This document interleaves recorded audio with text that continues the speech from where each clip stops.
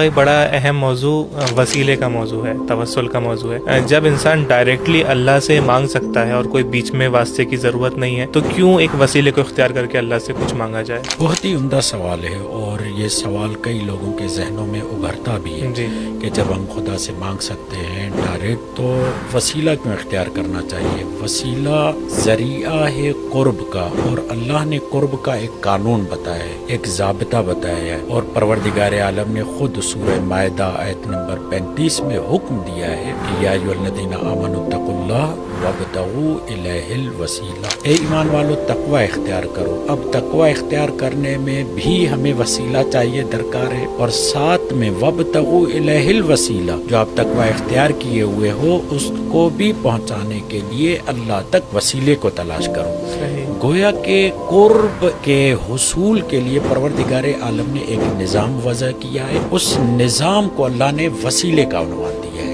قرب کے حصول کے لیے ایک نظام ہے، اس نظام کو وسیلہ کہتے ہیں۔ وسیلہ اللہ سے ہٹ کر مانگنے کا نام نہیں ہے کہ غیر اللہ سے مانگنے کا نام وسیلہ ہے، نہیں، بلکہ اللہ کی بارگاہ میں اللہ کے مقرب اعمال، مقرب شخصیات، مقرب کلمات کے ذریعے سے پہنچنے کا نام ہے۔ یہی وجہ ہے کہ اس نظام کو جو انبیاء الہی کے زیر سایہ رہتے تھے، ان کی تربیت میں رہتے تھے، جو بھی اولیاء خدا کی تربیت میں رہتے تھے، وہ جانتے تھے کہ اللہ تک قرب حاصل کرنے کے لیے یہ حکم بھی اللہ کی طرف سے، اللہ کی طرف سے ہے۔ اور اسی لیے حضرت یعقوب کے فرزندان، جنہیں بنی اسرائیل کہا جاتا ہے، کیونکہ اسرائیل حضرت یعقوب کا لقب بھی ہے، تو جب وہ آتے ہیں کافی سالوں کے بعد، 30-35 سال کے بعد توبہ کرنا چاہتے ہیں، تو وہ ڈائریکٹ خدا کی بارگاہ میں نہیں جاتے، بلکہ آ کر اپنے والد گرامی کو یہ کہتے ہیں یا ابانا استغفر لنا و